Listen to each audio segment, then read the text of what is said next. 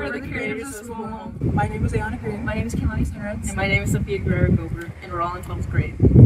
Our goal is to provide a safe space for our users, right now our female users, and just to give them a space where they could talk about their feelings, what they're going through, their emotions or thoughts, or just whatever's going on with them.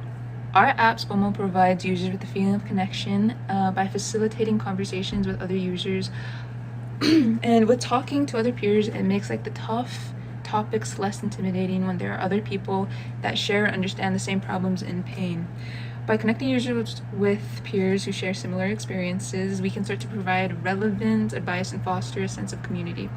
Fee reservation. I'll be speaking on our development challenges. First of all, the beginning stages of creating our app became quite difficult as we had to figure out a plan or problems we should solve that are specific to the Black Fee reservation, which eventually we did end up settling on teenage mental health. And then my team members and I are all new to coding, so learning the basics of coding and getting over those learning obstacles definitely was a challenge for us. And lastly, the teamwork aspect of the whole process was a bit of a challenge because oftentimes we had different opinions and we had to overcome our disagreements. Sspommo means help in our traditional Blackfeet language, and we chose the word Sspommo for our app because our app aims to help teens with mental issues in our community. Living on the Black Fee reservation, mental health care wasn't always available to us and our peers, which is why we made accessibility our top priority.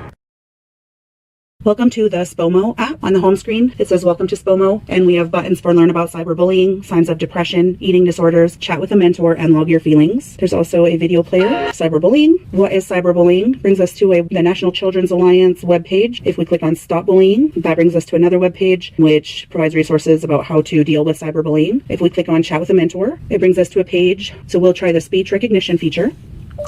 Anxiety. It brings us to a screen which provides information about the symptoms, causes, and treatment of anxiety. So let's click on the home button. So let's click on signs of depression. This brings us what you should know, provides us with a web page for teens on what you should know about depression. What are the symptoms? Provides us with symptoms and causes of teen depression. Chat with a mentor brings us back to the same chat with a mentor page. Let's click on the eating disorders tab. That brings us to a page with chat with a mentor and home. So if we click on know the warning signs, that brings us to an eating disorder in teens web page. If we click on get help, that brings us to a screening tool for our eating disorders. Again, we can go back to the same chat with a mentor page, or we can go to the home screen and let's look at log your feelings. That brings us to a screen that asks us how we're feeling today, and it allows us to click on a face that resembles how we're feeling today. Excited, add a check-in, and it indicates down here that excited has been pushed, and this allows us to go back to the home screen.